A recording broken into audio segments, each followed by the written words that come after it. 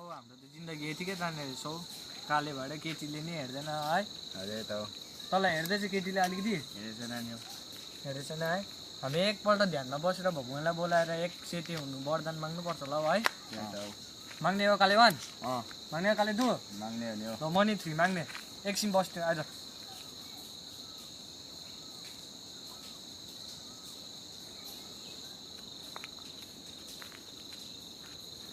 भन बालक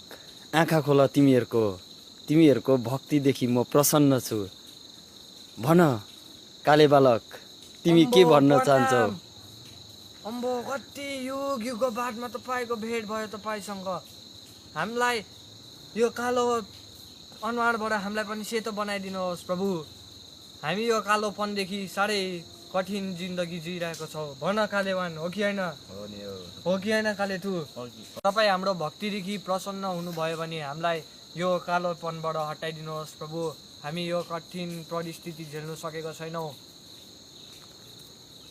तथास्तु अम्बो म सेते भए पटवान म सेतो भयो हेर म सेतो भए अम्बो म सेतो भए पढ्न डर छ अप्पो खुट्टा रोक्छु तपाईँको म भन काले बालक तँलाई के बनाइदिनु मलाई पनि सेतै बनाइदिनु नि तथास्तु पनि सेतो बनाइदिनु भयो धन्यवाद